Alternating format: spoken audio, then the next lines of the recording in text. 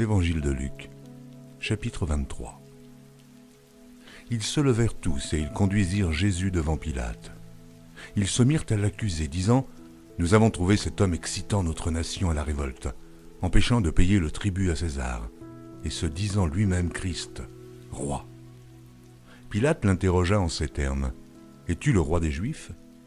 Jésus lui répondit « Tu le dis. » Pilate dit aux principaux sacrificateurs et à la foule « Je ne trouve rien de coupable en cet homme. » Mais ils insistèrent et dirent « Il soulève le peuple en enseignant par toute la Judée depuis la Galilée où il a commencé jusqu'ici. » Quand Pilate entendit parler de la Galilée, il demanda si cet homme était galiléen. Et, ayant appris qu'il était de la juridiction d'Hérode, il le renvoya à Hérode, qui se trouvait aussi à Jérusalem en ces jours-là. Lorsque Hérode vit Jésus, il en eut une grande joie, car depuis longtemps, il désirait le voir à cause de ce qu'il avait entendu dire de lui, et il espérait qu'il le verrait faire quelques miracles. Il lui adressa beaucoup de questions, mais Jésus ne lui répondit rien. Les principaux sacrificateurs et les scribes étaient là, et l'accusaient avec violence. Hérode, avec ses gardes, le traita avec mépris et, après s'être moqué de lui et l'avoir revêtu d'un habit éclatant, il le renvoya à Pilate. Ce jour même, Pilate et Hérode devinrent amis, d'ennemis qu'ils étaient auparavant. Pilate, ayant assemblé les principaux sacrificateurs, les magistrats et le peuple, leur dit « Vous m'avez amené cet homme comme excitant le peuple à la révolte, et voici, je l'ai interrogé devant vous, et je ne l'ai trouvé coupable d'aucune des choses dont vous l'accusez. Hérode non plus, car il nous l'a renvoyé, et voici, cet homme n'a rien fait qui soit digne de mort. Je le relâcherai donc après l'avoir fait battre de verge. » À chaque fête, il était obligé de leur relâcher un prisonnier. Ils s'écrièrent tous ensemble « Fais mourir celui-ci et relâche-nous Barabbas. » Cet homme avait été mis en prison pour une sédition qui avait eu lieu dans la ville et pour un meurtre. Pilate leur parla de nouveau dans l'intention de relâcher Jésus. Et ils crièrent « Crucifie, crucifie-le » Pilate leur dit pour la troisième fois « Quel mal a-t-il fait ? Je n'ai rien trouvé en lui qui mérite la mort.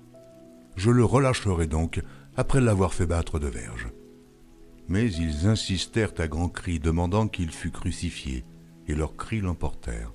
Pilate prononça que ce qu'il demandait serait fait. Il relâcha celui qui avait été mis en prison pour sédition et pour meurtre, et qu'il réclamait, et il livra Jésus à leur volonté. Comme ils l'emmenaient, ils prirent un certain Simon de Cyrène, qui revenait des champs, et ils le chargèrent de la croix pour qu'il la porte derrière Jésus.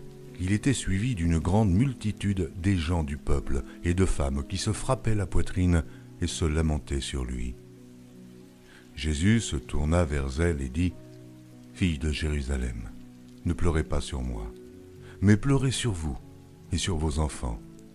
Car voici, des jours viendront où l'on dira « Heureuses les stériles, heureuses les entrailles qui n'ont point enfanté et les mamelles qui n'ont point allaité. » Alors, ils se mettront à dire aux montagnes « Tombez sur nous » et aux collines « Couvrez-nous » car si l'on fait ces choses au bois vert, qu'arrivera-t-il au bois sec ?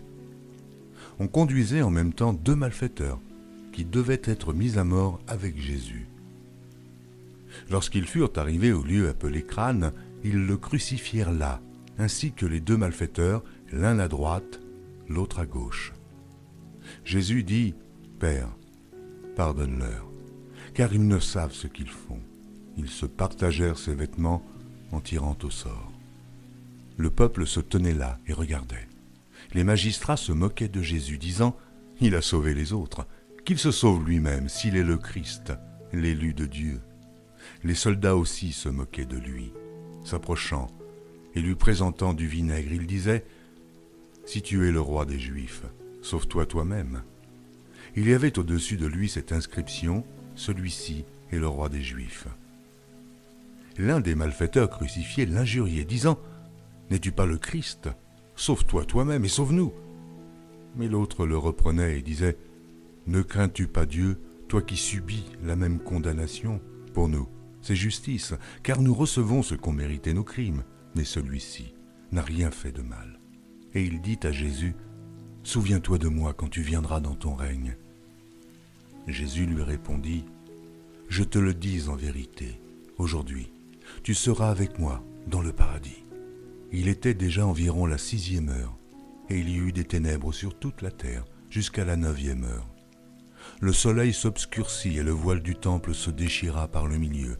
Jésus s'écria d'une voix forte, « Père, je remets mon esprit entre tes mains. » Et en disant ces paroles, il expira.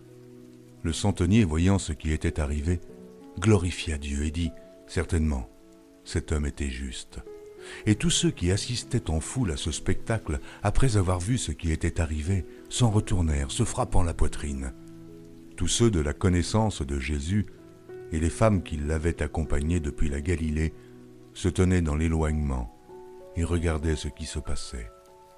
Il y avait un conseiller nommé Joseph, homme bon et juste, qui n'avait point participé à la décision et aux actes des autres. Il était d'Arimathée, ville des Juifs, et il attendait le royaume de Dieu. Cet homme se rendit vers Pilate et demanda le corps de Jésus. Il le descendit de la croix, l'enveloppa d'un linceul et le déposa dans un sépulcre taillé dans le roc, où personne n'avait encore été mis. C'était le jour de la préparation, et le Shabbat allait commencer. Les femmes qui étaient venues de la Galilée avec Jésus accompagnèrent Joseph, virent le sépulcre et la manière dont le corps de Jésus y fut déposé, et, s'en étant retournées, elles préparèrent des aromates et des parfums. Puis elles se reposèrent, le jour du Shabbat, selon la loi.